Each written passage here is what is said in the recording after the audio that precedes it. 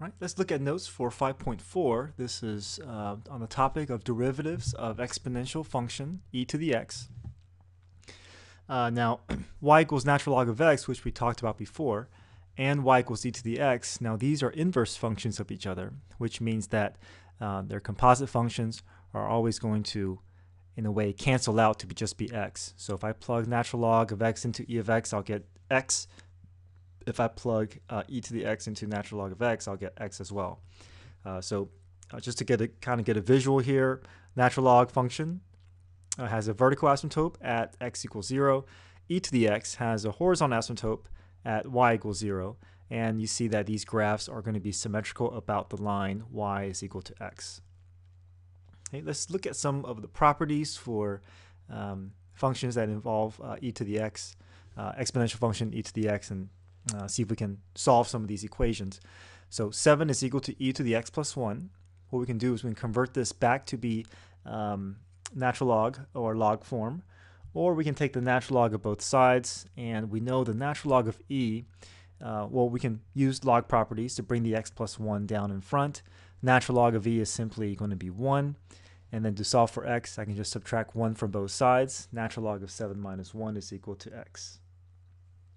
Okay, example 2, solve natural log of 2x minus 3 is equal to 5. We can convert this to exponential form to solve for x, and to help with that, we can rewrite natural log as log base e to make it a little bit easier to see what that base looks like, or where that base is. So we have base e raised to the 5th power is equal to 2x minus 3. Solve for x, we add 3 to both sides and then divide by 2. So we are able to solve for x there. Okay, a couple of reminders: exponential exponent properties. If I'm multiplying two bases and I'm going to be adding the exponents. If I'm dividing like bases, then I'm subtracting exponents. So e to the a times e to the b is simply e to the a plus b. E to the a over e to the b is simply e to the a minus b. Okay, reminder: e is just a number. E you don't want to treat e as a variable. It's just a number. It's a irrational number, similar to pi. So basically, if you see y is equal to e squared, that's basically saying y is equal to a constant squared, and the constant squared derivative will give you 0. And the approximate value of e is roughly around 2.718. All right, so moving on to the derivative rule for e to the x. The derivative rule for e to the x or e to the u is going to be one of the easiest ones to remember, because basically the derivative of the function is going to be the function itself. So the derivative for e to the u is simply e to the u times u prime. This is just to help remind us that we have to consider chain rule portions if there exists a u value other than just an x. Now, if we apply this rule here, the derivative for e to the x is simply e to the x, the original function, times the exponent's derivative. So e to the x times the derivative for x is 1, so e to the x times 1 is e to the x. So notice that the original function, that's e to the x, remains as e to the x in this derivative form. Okay, let's look at example 3. Find y prime for y is equal to natural log of 2x minus e to the negative 2x. So let's look at the larger rule here. The larger rule is this u value. So ln of u becomes u prime over u. So we need to find the derivative for this expression inside the parentheses. So 2x becomes 2. E to the negative 2x becomes e to the negative 2x times negative 2. So all that represents u prime. All over the denominators. Denominator is the u value, so 2x minus e to the negative 2x. If we clean this up a bit, we get 2 plus 2 over e to the 2x, all over 2x minus 1 over e to the 2x. We can distribute the e to the 2x through to get rid of these denominators, and once we do that, we get 2e to the 2x plus 2 all over 2x e to the 2x minus 1. For example 4, find y prime for our function xe to the x squared plus 2x plus 3 cubed. Now, if you look at this, we're going to have to involve product rule here, because we have x being a function and we have e to the e to the parentheses cubed as another function. So we have to go through product rule here. So product rule f prime g, so derivative for x is 1 times g plus f, which is x, times g prime. So the derivative for e to the u is e to the u times u prime. So e to the u, so the original function as you see it. Now we have to find the derivative for this entire exponential expression. So here we have parentheses to the third power, so there's a chain rule within a chain rule that needs to be applied. So we take care of the exponent, this variable, this expression raised to the exponent, which is bring down the 3, which is right here. Keep the parentheses, which is here. Subtract 1 from the exponent, 3 minus 1 is 2, times the inside function's derivative. So x squared becomes 2x, 2x becomes 2, 3 goes to 0. So all this is the derivative going through a series of steps for product rule as well as chain rule involving e to the u.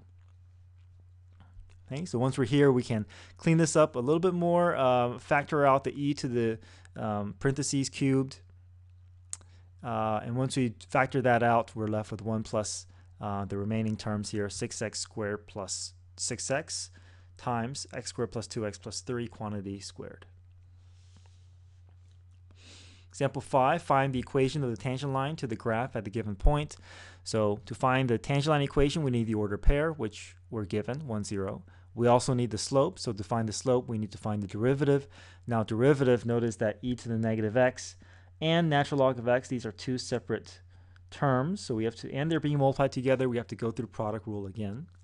So f prime g plus f g prime, notice f prime required e to the u times u prime. F prime g plus f g prime. Clean this up a little bit, and we can plug 1 into the derivative so we can apply to find the slope at that point. Here I just found the common denominator and made this as one fraction. Replace 1 with all the replace x with all with 1s to evaluate the derivative. So negative natural log of 1 is 0 plus 1 is 1 all over e to the first power, so it's e. So our slope is 1 over e, our ordered pair is 1, 0. Plug into point slope form, we get y is equal to 1 over e times x minus 1. Example 6, find the derivative. Notice that first you have y's mixed in with the x's, so there's implicit differentiation that will be applied. Again, there's product rule here. X is a separate term than e to the y, so these are being multiplied together, so you have to go through product rule. So f prime g plus f, which is x, times g prime, so the derivative for e to the y is e to the y times y's derivative, and the y's derivative is dy dx, minus 10x becomes 10, 3y becomes 3 dy dx is equal to 0. Factor out the dy dx, move all the terms without dy dx to the other side, divide both sides by the parentheses, and we get our derivative equation, which is 10 minus e to the y all over x e to the y plus 3. Okay, example 7, find the tangent line equation for our graph at the given point. So here we have to go through implicit differentiation. Notice that your x and y's are mixed in together. And we have to go through product rule twice, once for the x e to the y, another time for the y e to the x. So we go through product rule for the first term, first expression, f prime g plus f g prime. The derivative for e to the y is e to the y times dy dx, plus f prime g plus f g prime, so y's derivative is dy dx times e to the x, plus f g prime, which is y times e to the x. 1's a constant, so that goes to 0. All we care about is to find the tangent line equation. So we have our derivative equation. We can simply replace all of the x and y values with 0 and 1 because all we care about is to try to get down to that dy dx. We're going to be getting a constant. So no need to keep track of all the derivatives. This is not asking us to find the derivative equation. So I'm going to just, we basically have the derivative equation. We just haven't cleaned it up, but we can make this a lot faster if we can simply because we only care about the slope. So let's replace all the x and y's with 0 and 1, and then we can combine like terms a lot faster.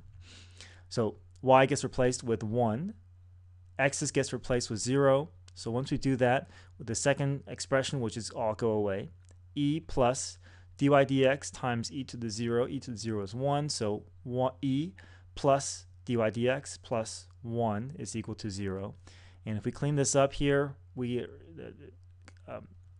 cleans this up a lot faster. Solve for dy dx, we get negative e minus 1. So this is our slope at 0, 1. We have our slope, we have our ordered pair, plug into point slope. So y minus 1 is equal to slope times x minus our x sub 1. Okay, so here we have our tangent line equation. Okay, example 8, find the second derivative of the function.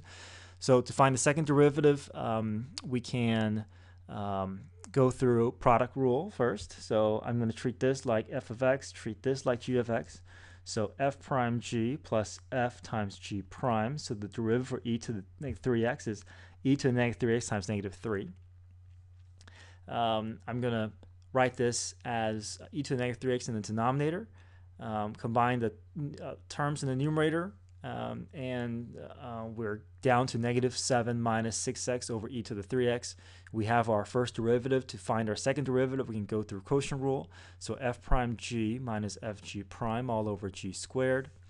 Once we have that, we can combine like terms, factor out the e to the 3x, which will cancel out with one of the e to the 3x in the denominator. Negative 6 plus 21 plus 18 x, which we give us 15 plus 18x, all over e to the 3x.